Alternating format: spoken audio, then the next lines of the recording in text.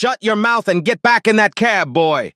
Officer Brad Thompson slams his palm against the taxi's hood, the sharp crack echoing across the street. The black driver steps back instinctively, hands raised defensively as Thompson steps closer, jabbing his finger inches from the man's face. "You think you can mouth off to me?"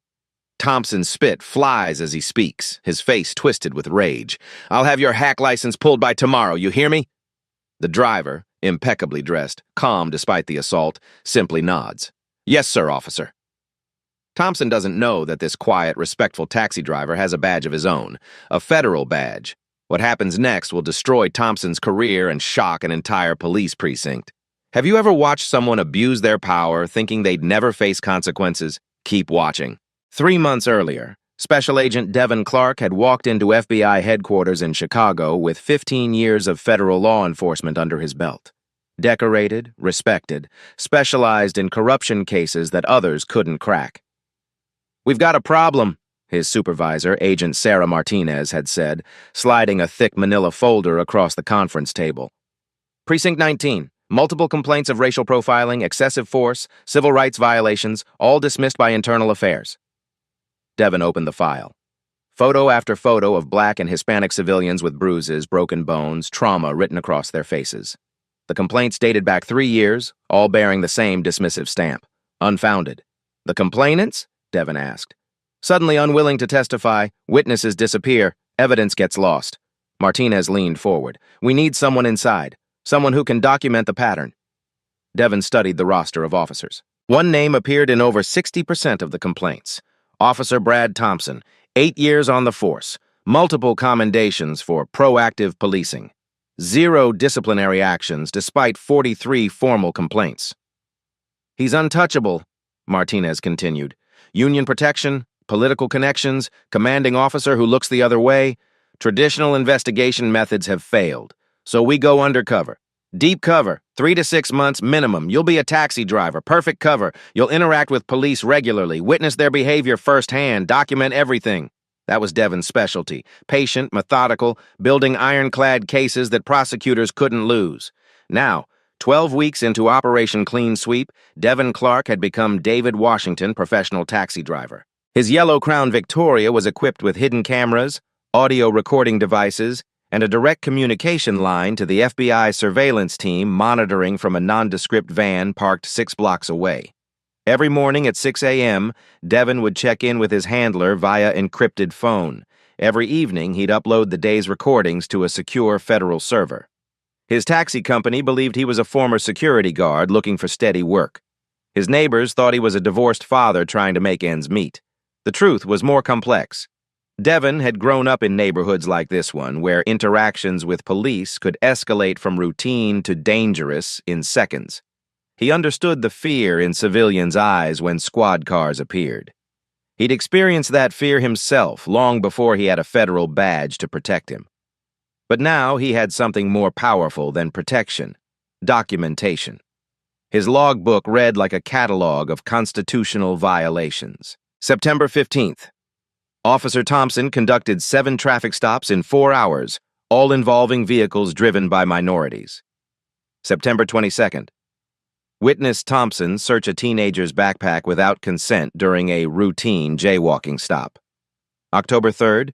Recorded Thompson using racial slurs during arrest of unarmed black college student.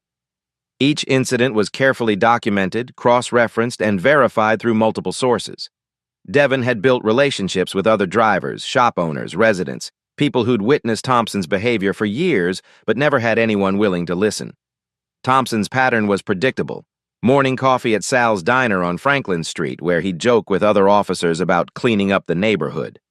Afternoon patrols through predominantly black and Hispanic areas, with an average of 12 stops per shift compared to 3 stops in white neighborhoods. Evening paperwork sessions where he'd routinely embellish reports to justify excessive force. Devin had recorded it all. Thompson's partner, Officer Miguel Santos, presented a different profile. Young, idealistic, visibly uncomfortable with Thompson's methods, but too junior to challenge them effectively. Santos would be crucial, a potential inside witness if the case went to trial. The precinct captain, James Mueller, showed willful blindness that bordered on complicity. 42 complaints against Thompson had crossed Mueller's desk in 3 years, 42 dismissals with minimal investigation. The pattern suggested either gross incompetence or deliberate cover-up. Devon's handler had been clear about the stakes. This wasn't just about one rogue cop. Thompson represented a systemic problem, officers who viewed certain communities as enemy territory rather than citizens to protect and serve. But building a federal case required patience. They needed irrefutable evidence of civil rights violations. They needed documentation that would survive court challenges and political pressure. Most importantly, they needed Thompson to reveal his true nature on camera in a way that no defense attorney could explain away. Devon checked his watch. 2:30 p.m. Time for the afternoon shift. He adjusted his taxi company cap, checked his recording equipment, and pulled away from the curb. He had no idea that today, October 17th, would be the day Thompson finally gave him everything he needed. Devon's afternoon fare was Mrs. Eleanor Washington, a 73-year-old retired teacher who lived in the Bronzeville neighborhood. She climbed into his taxi with careful movements, her arthritis making every step deliberate. "Good afternoon, Mrs. Washington," Devon said, adjusting his rearview mirror. Over 3 months, he'd driven her to medical appointments 6 times. She always tipped exactly $2 and always said, "God bless you, young man," when she exited. "Hello, David. Northwestern Memorial, please. Dr. Kumar's office on the 7th floor." She settled into the back seat, clutching her purse tightly. "I'm running a bit late for my cardiology appointment." Devon pulled into traffic, taking the route along Lakeshore Drive. Mrs. Washington had mentioned her heart condition during previous rides: high blood pressure, irregular rhythm, medications that made her dizzy. Today, she seemed more anxious than usual, checking her watch repeatedly. "Everything all right, Mrs. Washington?" "Oh, you know how it is. These doctor visits make me nervous. At my age, you never know what they might find." Devon was turning onto Michigan Avenue when the flashing lights appeared in his mirror. His heart rate immediately elevated, not from fear, but from anticipation. After 12 weeks of careful documentation, police stops had become opportunities to gather evidence. "What's this about?" Mrs. Washington asked, peering through the rear window. "Probably just routine," Devon said, though he knew better.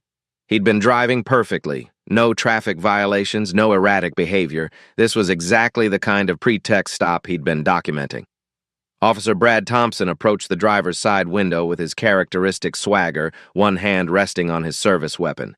His partner, Officer Santos, hung back by the squad car, looking uncomfortable. Devon lowered his window, keeping his hands visible on the steering wheel. His hidden recording device activated automatically when the car stopped. "License and registration," Thompson demanded without preamble. No explanation for the stop, no professional courtesy. Classic constitutional violation number 1. "Certainly, officer." "May I ask what this is about?" Devon reached slowly for his glove compartment, narrating his movements to establish cooperation on the recording. Thompson's response was immediate and aggressive. "Don't give me attitude, boy. I saw you fail to signal back there. License, now." Devon had signaled properly, a fact that would be confirmed by the taxi's dash camera. He handed over his commercial driver's license and vehicle registration. Thompson scrutinized the documents with exaggerated suspicion. "David Washington." Thompson read aloud, pronouncing the name with obvious disdain. "What kind of work do you do, David?" "I drive a taxi, sir, as you can see from the vehicle and my commercial license." "Smart mouth," Thompson muttered, loud enough for his body camera to record. He walked around the vehicle, peering through windows, looking for any excuse to escalate. "Step out of the vehicle." Mrs. Washington leaned forward. "Officer, is this really necessary? I have a medical appointment." Thompson's head snapped toward her, his face darkening. "Lady, nobody's talking to you. Keep your mouth shut." Devon felt anger surge through him, not just at Thompson's treatment of him, but at the officer's callous dismissal of an elderly woman's medical needs. This was exactly the kind of behavior that had generated 43 complaints. "Officer, Mrs. Washington has a cardiology appointment," Devon said calmly. "She's already running late." "Oh, so now you're giving me medical advice?" Thompson's voice rose. "I said get out of the vehicle. Don't make me ask twice." Devon complied, moving slowly and deliberately. Thompson immediately positioned himself aggressively close, invading personal space, a classic intimidation tactic. "Turn around, hands on the roof." "Am I under arrest?" Devin asked. What's the specific charge? Resisting arrest if you keep running your mouth. The logic was circular and legally absurd. You can't resist an arrest that hasn't been made, but Devin recognized the setup. Thompson was creating a narrative for his eventual report. Santos approached hesitantly. Brad, maybe you should shut up and do your job. Thompson snapped at his partner. Call for backup. This one's giving me trouble. Devin wasn't giving anyone trouble. He stood perfectly still, hands flat against the taxi's roof, complying with every instruction. But Thompson needed to escalate to justify what came next. What's in your pockets? Thompson began roughly patting Devin down, his hands aggressive and invasive. Wallet, keys, and my cell phone, Devin replied. Thompson pulled out Devin's wallet, flipping through it with deliberate slowness. Credit cards, cash, taxi company ID, driver's license, everything perfectly legitimate. Thompson's frustration was visible. He'd expected to find something, anything, to justify his suspicions. Mrs. Washington's voice came from the back seat, strained and worried. Officer, please, my heart medication, I need to get to my doctor. Thompson wheeled around, his face flushed with anger. Lady, I told you to keep quiet. You want to get arrested too? You can't arrest her for speaking, Devin said firmly. She's done nothing wrong. There's that mouth again. Thompson stepped closer, his breath hot against Devin's face. You think you know the law better than me? I know enough to understand constitutional rights. The words hung in the air like a challenge. Thompson's jaw clenched. In his experience, taxi drivers didn't quote constitutional law. They cowered, apologized, and accepted whatever treatment he dished out. Constitutional rights? Thompson laughed, but there was no humor in it. You want to talk about rights? How about my right to keep criminals off the street? What crime am I accused of committing? Failure to signal, resisting arrest, disorderly conduct. Thompson was building his list in real time. How's that for a start? Devin had signaled properly. He wasn't resisting anything. And asking legitimate questions didn't constitute disorderly conduct. Every charge Thompson mentioned was fabricated, and it was all being recorded. Backup arrived. 2 more squad cars, 4 additional officers. What had started as a routine traffic stop now involved 6 police officers surrounding a taxi driver and an elderly woman with a heart condition. Mrs. Washington was crying now, her breathing shallow and rapid. Please, I just need to get to my doctor. My chest is starting to hurt. Devin felt genuine alarm. Mrs. Washington's distress wasn't an act. She was having a medical episode brought on by stress and fear. Officer Thompson, she needs medical attention, Devin said urgently. What she needs is to learn respect, Thompson replied. He turned back to Devin, his voice loud enough for the gathering crowd to hear. You know what your problem is? You people think the rules don't apply to you. Think you can drive around my neighborhood, cause trouble, and walk away. Your neighborhood. The possessiveness in Thompson's voice revealed everything, his view of policing as territorial control rather than public service. A small crowd had gathered on the sidewalk. Cell phones were recording from multiple angles. Thompson was performing now, putting on a show for his fellow officers and any civilians watching. Turn around, Thompson ordered. Hands behind your back. On what charge? Devin asked. I'll figure that out later. The statement was a confession of malicious prosecution, recorded by multiple devices. Thompson was arresting first and inventing charges afterward, exactly the pattern of behavior that had generated dozens of complaints.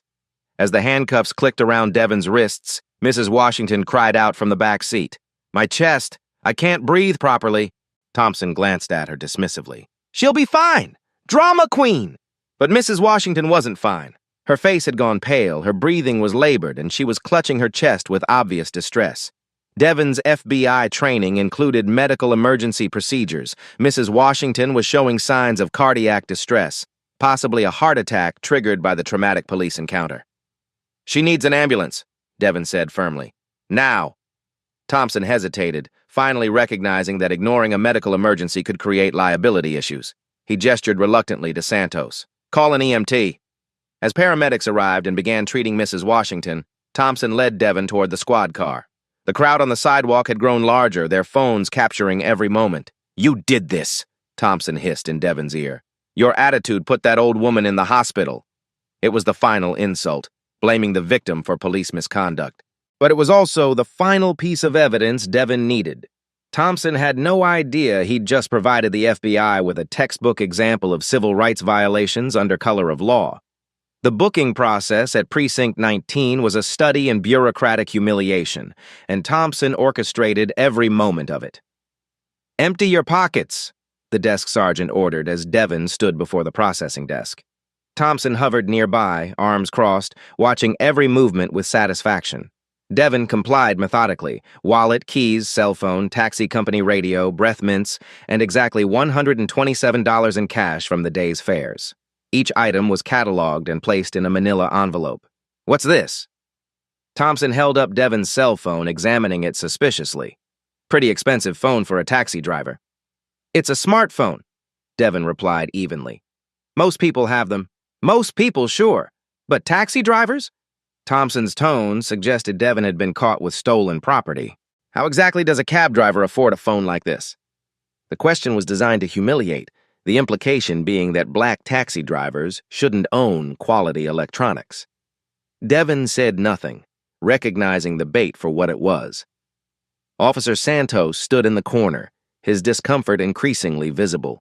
He'd watched the entire traffic stop, heard Thompson's inflammatory language, witnessed Mrs. Washington's medical emergency. His training manual was clear about de-escalation procedures and constitutional protections. Nothing he'd witnessed aligned with department policy. Thompson began dictating his report to the desk sergeant, each word carefully chosen to build his fabricated narrative. The subject failed to signal while turning onto Michigan Avenue. When stopped, the subject became belligerent and uncooperative. The subject repeatedly argued with officers and refused to comply with lawful orders.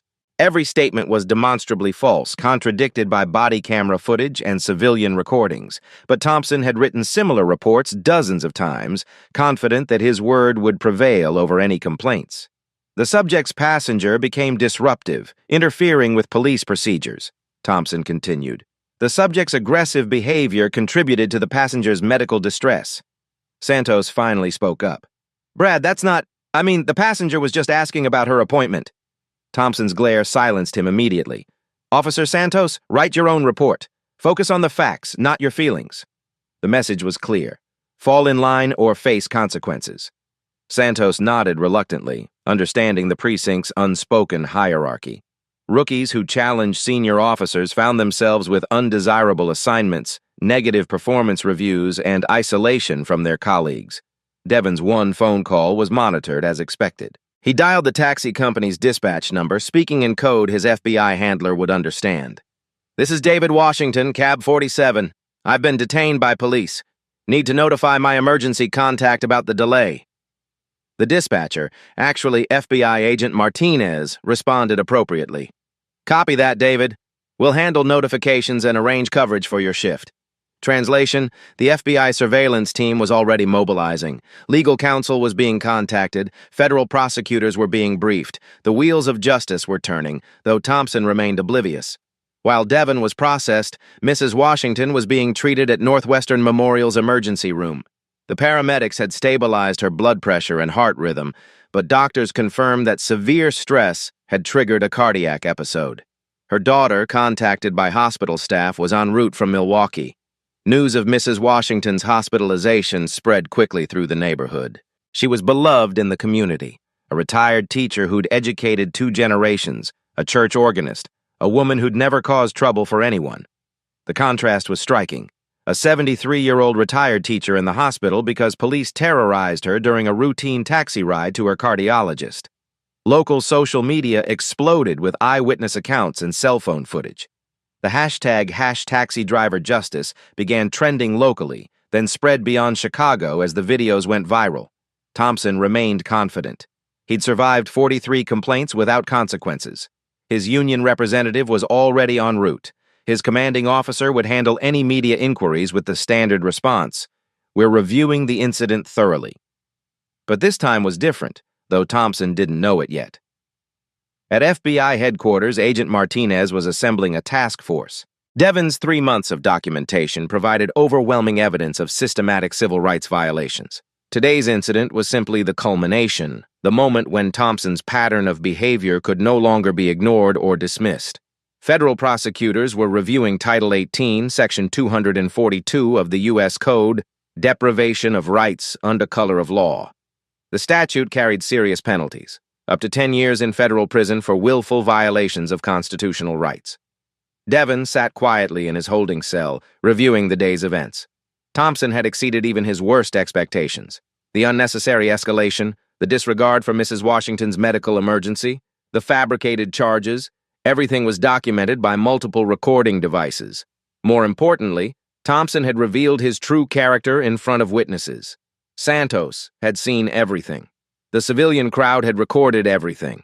Even Thompson's own body camera had captured his violations. As evening approached, Devon knew his undercover assignment was essentially complete. 3 months of careful investigation had culminated in a single, devastating incident that would provide federal prosecutors with an ironclad case. Thompson believed he'd arrested a troublesome taxi driver. He'd actually destroyed his own career and provided the FBI with everything they needed to clean up Precinct 19. The only question now was how much longer the charade would continue before Devon revealed who he really was. The FBI field office in downtown Chicago buzzed with controlled urgency at 6:47 p.m. Agent Sarah Martinez ended her phone call with federal prosecutors and grabbed her jacket. 3 months of meticulous planning was about to pay off, but timing was critical. Agent Clark's cover is blown the moment we walk into that precinct, she told her team. We go in hard, fast, and by the book. No room for procedural errors. At Precinct 19, Devon sat in interview room B, still handcuffed, waiting for Thompson to begin his interrogation. Thompson was savoring the moment. He'd caught what he believed was an uppity taxi driver who needed to be taught a lesson about respect. So, David Washington, Thompson said, settling into his chair with obvious satisfaction. Want to tell me why you were really in that neighborhood today? I was driving a passenger to her medical appointment. Right, medical appointment. Thompson's tone dripped with skepticism. Funny how you criminals always have such convenient stories. Devon remained silent. Every word Thompson spoke was being recorded by the interview room's audio system, evidence that would soon be reviewed by federal prosecutors. Here's what I think happened, Thompson continued, leaning back in his chair. I think you were chasing houses, looking for easy targets. An old lady makes a perfect cover, right? Who's going to suspect a sweet grandmother? The theory was absurd, contradicted by months of Devon's legitimate taxi driving records. But Thompson was building his narrative, constructing a story that would justify his actions regardless of evidence. You want to know what your real problem is? Thompson's voice grew more aggressive. You think because you can speak properly, dress nice, act educated, that makes you better than other people like you. But I see through the act. Devon absorbed the insults silently, recognizing them as additional evidence of Thompson's racial bias. Each word would be transcribed, analyzed, and presented to a federal jury. You people always think you're smarter than the cops, Thompson continued. Think you can outsmart the system, but I've been doing this for 8 years. I know your type. At that moment, the interview room door opened. Desk Sergeant Williams stuck his head in, looking confused. Thompson, there's some FBI agents here asking about your taxi driver arrest. Thompson's confident expression flickered momentarily. FBI? What do they want? They're asking to speak with the commanding officer, and they want to see the suspect. Thompson recovered quickly. Probably some federal transportation violation. Tell them I'm conducting an interview. They can wait. But Sergeant Williams looked increasingly uncomfortable. They're not waiting, Thompson. Agent Martinez is here with credentials and paperwork. Captain Muller wants to see you immediately. Devon felt his pulse quicken. The moment of revelation was approaching.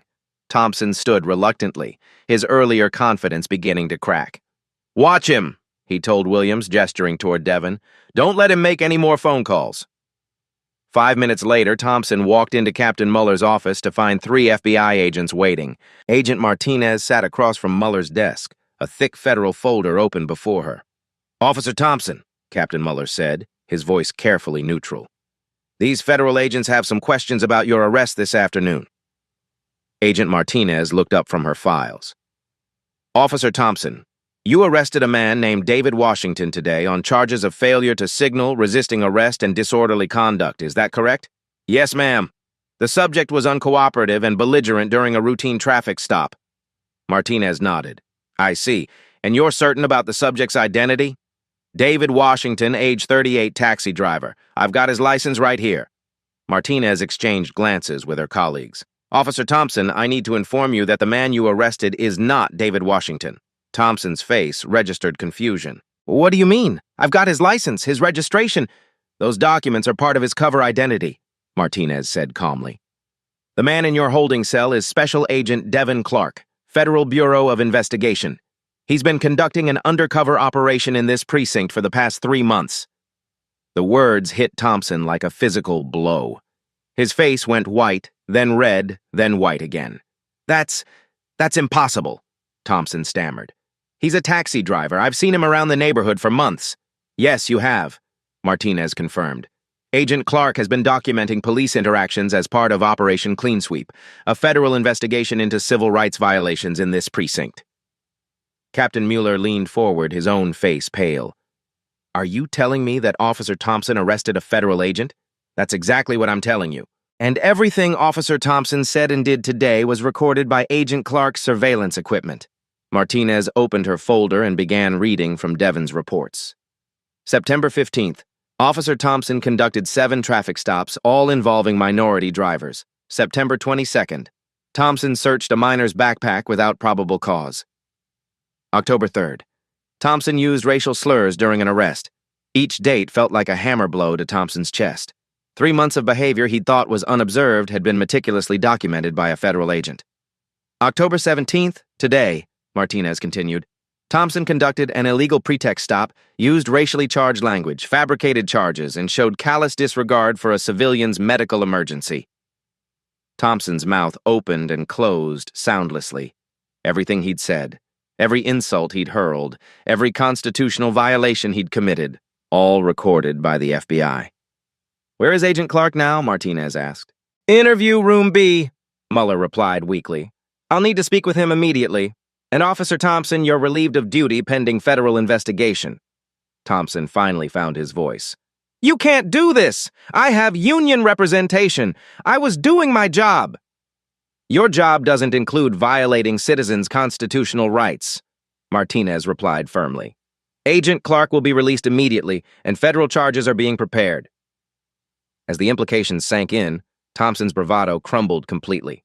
The taxi driver he'd humiliated, insulted, and arrested was a 15-year veteran federal agent. Every racist comment, every abuse of power, every constitutional violation had been documented for a federal case.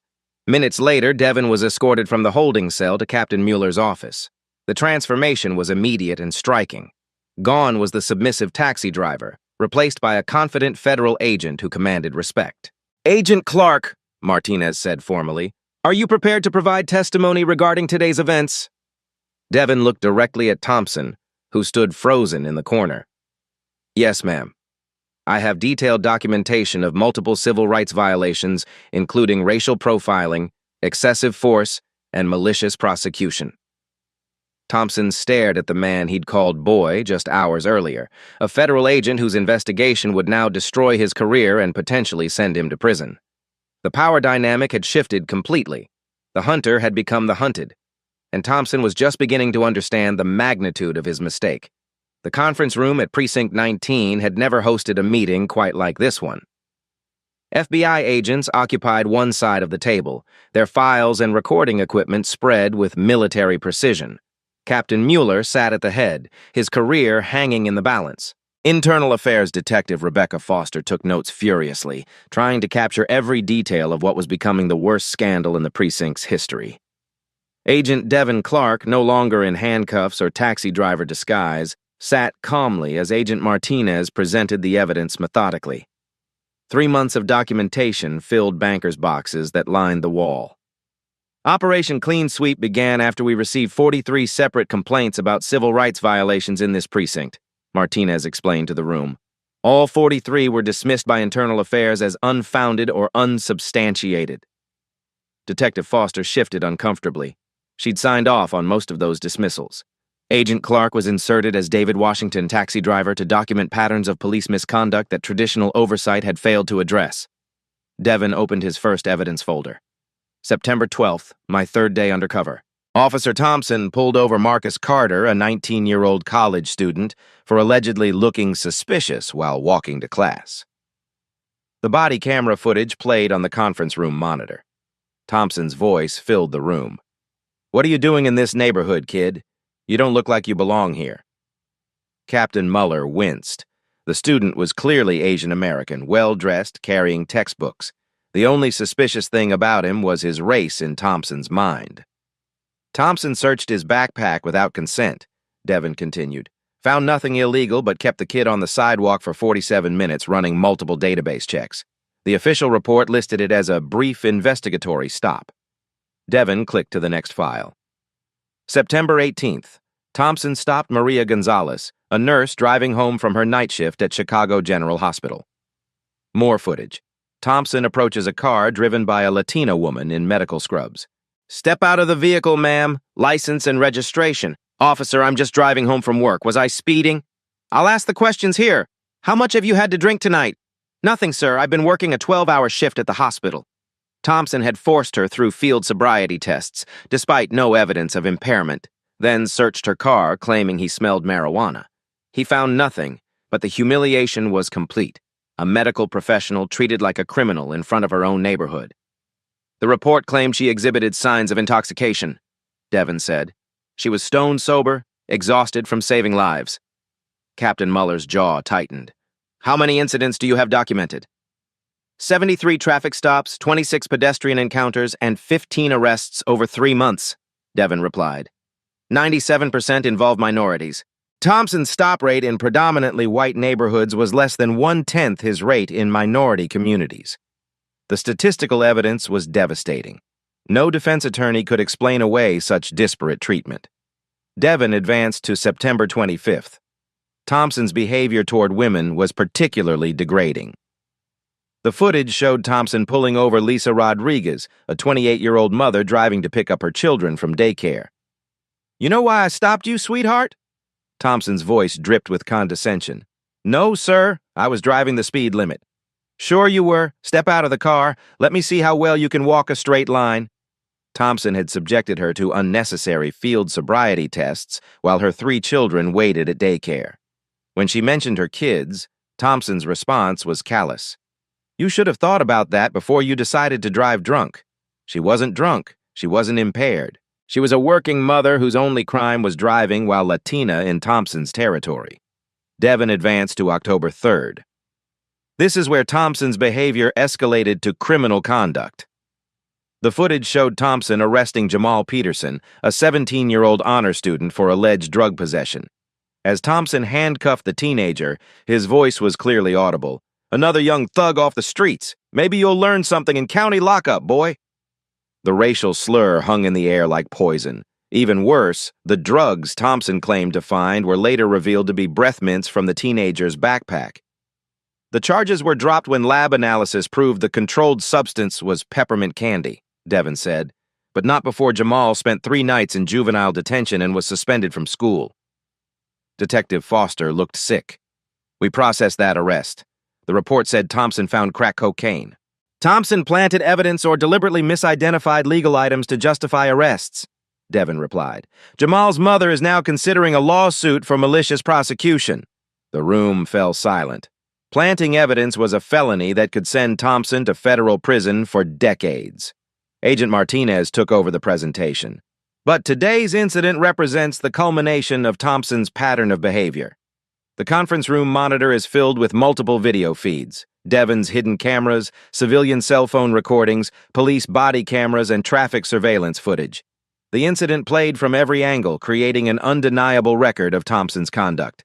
Thompson's voice echoed through the room. Get back in your cab where you belong, boy. Captain Muller closed his eyes. The raw footage was worse than the written reports had suggested. Thompson conducted an illegal pretext stop with no probable cause, Martinez continued. He used racially charged language, fabricated multiple charges, and showed callous disregard for Mrs. Washington's medical emergency.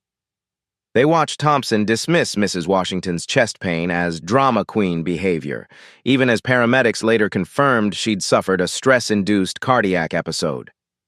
Mrs. Washington's medical records show she was hospitalized for 6 hours, Martinez added.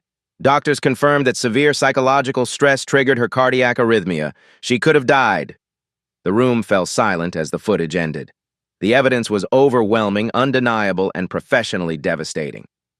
Where is Officer Thompson now? Agent Martinez asked. Suspended pending investigation, Captain Mueller replied. Union representative is with him in conference room C. We'll need to interview him formally. This is now a federal criminal investigation. Detective Foster looked up from her notes. What charges are you considering? Title 18, Section 242, Deprivation of Rights under color of law. Title 18, Section 1341, Mail fraud for false police reports. Possibly Title 18, Section 371, Conspiracy if we find evidence of systematic cover-up. Mueller's face went pale. Federal charges meant federal prison, not departmental discipline. We'll also need to interview Officer Santos, Martinez continued. His testimony will be crucial. 20 minutes later, Officer Miguel Santos sat in the same chair, his hands trembling slightly. 3 years on the force, clean record, but he'd witnessed everything Thompson had done.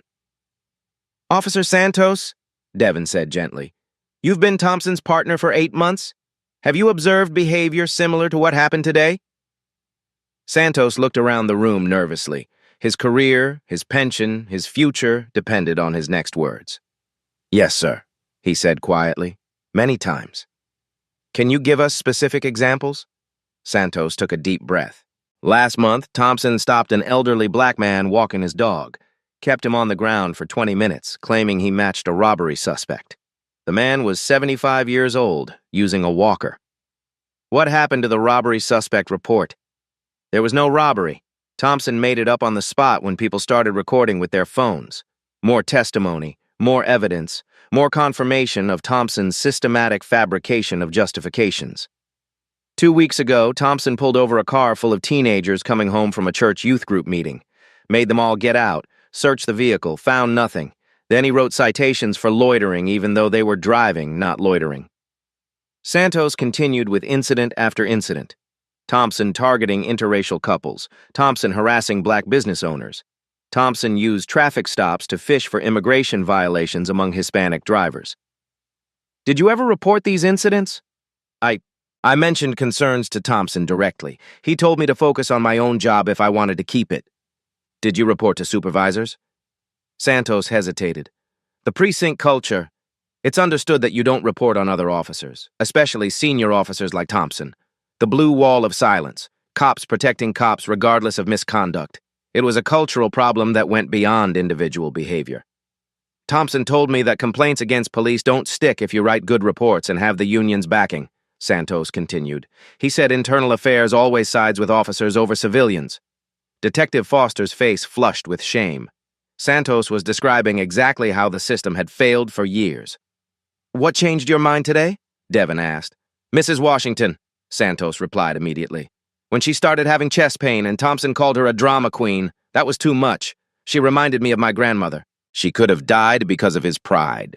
The human cost of police misconduct, a 73-year-old retired teacher nearly dying from stress because an officer couldn't control his racism. At 9:30 p.m., Thompson was finally brought into the conference room for formal questioning. His union representative, a thin man in an expensive suit, sat beside him with a legal pad covered in notes. Thompson looked like he'd aged 10 years in 4 hours. His confident swagger was gone, replaced by the hunched posture of a man watching his life collapse in real time. Officer Thompson, Agent Martinez began formally, you have the right to remain silent. Anything you say can and will be used against you in federal court. The Miranda warning in a police station conference room, the ultimate role reversal. My client will not be making any statements, the union representative interjected quickly. That's your right, Martinez acknowledged. But I want to ensure Officer Thompson understands the severity of the charges he's facing. She slid a document across the table. Federal indictment for civil rights violations. Minimum sentence of 1 year in federal prison. Maximum of 10 years. Thompson's face went white as he read the charges. His union representative whispered urgently in his ear. There's also a civil lawsuit Mrs. Washington's family will likely file, Martinez continued. Excessive force, civil rights violations, intentional infliction of emotional distress. Given her hospitalization, damages could exceed $500,000. Thompson's hands shook as he set down the indictment. His pension, his career, his freedom, everything was gone. However, Martinez said, leaning forward, federal prosecutors are willing to consider cooperation agreements for defendants who provide information about systematic misconduct. The offer was clear: help clean up the precinct and face reduced charges, or fight alone and face the full weight of federal prosecution. Thompson looked around the room, at Captain Mueller, who'd failed to supervise him properly, at Detective Foster, who'd dismissed dozens of legitimate complaints, at Devon, the federal agent he'd humiliated and arrested. Finally, Thompson spoke, his voice barely above a whisper. "That taxi driver. He's really FBI?" "Special Agent Devon Clark, 15-year veteran, decorated investigator," Martinez confirmed. "Every insult you hurled, every constitutional violation you committed, was recorded by a federal agent. Thompson's cooperation would expose years of systematic misconduct, leading to the largest police corruption investigation in Chicago's recent history." 6 weeks later, the federal courthouse in downtown Chicago was packed as Judge Patricia Williams delivered her sentence. Thompson sat at the defendant's table, no longer the arrogant officer who had terrorized civilians, but a broken man in an orange jumpsuit. "Officer Bradford Thompson," Judge Williams began, her voice carrying the weight of federal authority, "you have pleaded guilty to willful deprivation of civil rights under color of law, a violation of Title 18, Section 242 of the United States Code. Thompson's cooperation had been extensive. In exchange for a reduced sentence, he'd provided testimony that led to 8 additional arrests within Precinct 19. Captain Mueller faced charges for willful blindness to constitutional violations. Detective Foster was terminated for systematic dismissal of legitimate complaints. 3 other officers were indicted for participating in Thompson's pattern of misconduct. The evidence shows a deliberate, systematic campaign to deny constitutional rights to minority citizens," Judge Williams continued. "Your actions were not momentary lapses in judgment, but calculated abuse of the power entrusted to you by the community." Mrs. Washington sat in the gallery's front row, her daughter beside her for support. The cardiac episode had required ongoing treatment, but she'd insisted on attending every hearing. "I want to see justice done," she'd told reporters. "Not just for me, but for everyone who couldn't speak up. The sentence of this court is 18 months in federal prison, followed by 2 years of supervised probation," Judge Williams announced. "You are permanently barred from employment in law enforcement at any level." Thompson's head dropped. 18 months was less than the maximum, but the permanent ban meant his career was over forever. No police department, sheriff's office, or security firm requiring law enforcement certification would ever hire him. The civil lawsuit had been settled out of court. Mrs. Washington received $350,000 from the city, money that would cover her medical expenses and provide security for her remaining years. But more importantly, the settlement included a consent decree requiring federal oversight of police reforms. Agent Devon Clark watched from the back of the courtroom as justice was finally served. Operation Clean Sweep had exceeded all expectations, resulting in the most comprehensive police accountability measures Chicago had seen in decades. The precinct reforms were already showing results. New hiring practices emphasized community policing and de-escalation training. Every officer now wore body cameras that couldn't be turned off during interactions with civilians. Civilian oversight boards reviewed all use-of-force incidents and discrimination complaints. Officer Santos had been promoted to detective, his courage in testifying against Thompson earning respect throughout the department. The blue wall of silence was beginning to crack as younger officers realized that reporting misconduct was their duty, not betrayal. The Chicago Police Department has committed to fundamental changes in training, supervision, and accountability, Mayor Catherine Rodriguez announced at a press conference following the sentencing.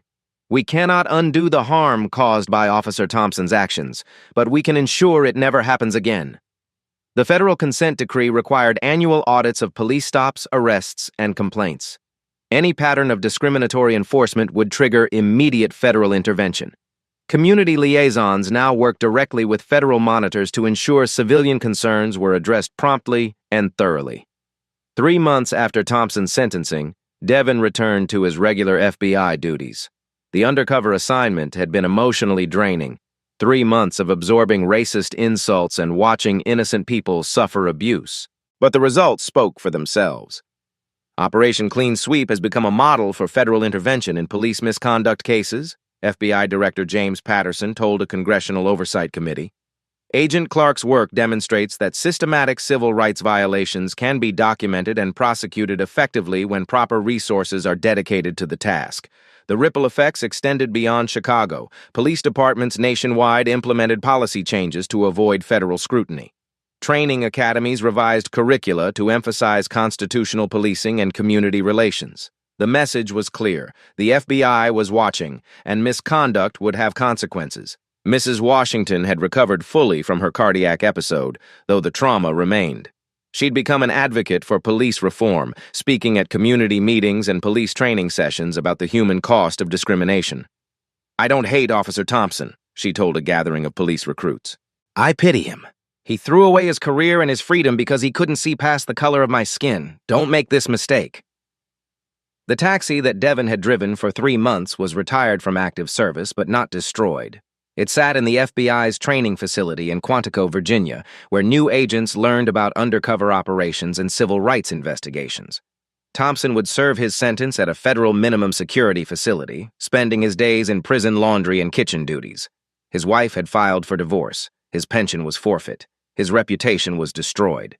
But the community he'd terrorized was healing. Trust between police and civilians was slowly being rebuilt through transparency, accountability, and justice. The system had worked, finally and decisively. Justice had prevailed. 1 year later, Agent Devin Clark stood in the same Chicago neighborhood where his undercover assignment had begun. The yellow taxicab still moved through traffic, but something fundamental had changed.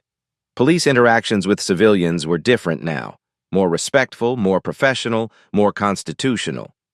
The transformation wasn't perfect. Decades of mistrust couldn't be erased overnight. But the federal consent decree had teeth, and everyone knew it. Officers who violated civil rights faced federal prosecution, not just departmental discipline.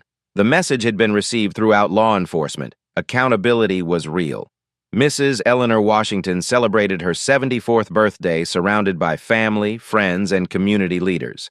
Her granddaughter had graduated from Northwestern University with a degree in criminal justice, inspired by her grandmother's courage in the face of injustice.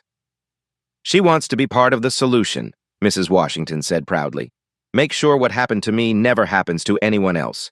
Officer Miguel Santos, now Detective Santos, had become a respected voice for police reform within the department. His testimony against Thompson had cost him some friendships, but earned him something more valuable: the trust of the community he served. "Speaking up was the hardest thing I've ever done," Santos reflected. "But staying silent would have made me complicit in Thompson's crimes. Real police officers protect people from criminals, even when those criminals wear badges." The statistical evidence of change was compelling. Civilian complaints against police had dropped 60% in the reform precincts. Use of force incidents involving minorities had decreased by 45%. Community trust surveys showed gradual but consistent improvement in police-civilian relations. Bradford Thompson had served 14 months of his federal sentence before being released to supervise probation. He worked at a warehouse outside Chicago. His law enforcement career permanently ended. He'd lost everything: his job, his pension, his family, his reputation, because he couldn't treat people with basic human dignity. Thompson's case sent a message throughout law enforcement, explained Professor Maria Santos from Northwestern University's Police Accountability Project. Federal oversight works when it's properly implemented and consistently enforced. The broader impact extended far beyond Chicago. Police departments nationwide had implemented reforms to avoid federal intervention. Body camera programs expanded. Civilian oversight boards gained real authority. Training programs emphasized constitutional policing over aggressive enforcement. Agent Devin Clark had returned to his regular FBI duties, but Operation Clean Sweep remained his most significant professional achievement. The case had been studied at law enforcement academies, featured in congressional hearings, and cited in federal court decisions. Undercover work is always challenging, Devin reflected. But when you're documenting civil rights violations, when you're watching innocent people suffer because of an officer's prejudice, the mission becomes personal. Justice isn't just about enforcing laws, it's about protecting the constitutional rights that define our democracy. The taxi that had served as Devin's cover vehicle was now displayed at the FBI Academy in Quantico, a reminder to new agents that justice sometimes requires extraordinary patience and courage. Mrs. Washington's medical records showed complete recovery from her stress-induced cardiac episode, but her impact on police reform would last generations. She'd transformed personal trauma into community healing, showing that ordinary citizens could hold powerful institutions accountable. The lesson was clear. Assumptions based on appearance can be dangerous, even deadly. The taxi driver you dismiss might be a federal agent. The elderly woman you ignore might become a symbol of justice. The system you think protects you might be the same system that destroys you. Real change requires courage, the courage to speak up, stand up, and never accept injustice as inevitable. Have you ever witnessed discrimination or abuse of power? Have you stayed silent when you should have spoken up? The next time you see injustice, remember Mrs. Washington, remember Agent Clark, remember that one person's courage can change everything. Share this story if you believe in accountability. Like this video if you support police reform. Subscribe to Black Voices Uncut for more stories about justice prevailing over prejudice. Together, we can build a society where everyone is treated with dignity, regardless of the color of their skin or the job they appear to hold. Justice isn't automatic. It requires all of us to demand better. At Black Voices Uncut, we don't polish away the pain or water down the message. We tell it like it is because the truth deserves nothing less. If today's story spoke to you, click like, join the conversation in the comments, and subscribe so you'll be here for the next Uncut Voice.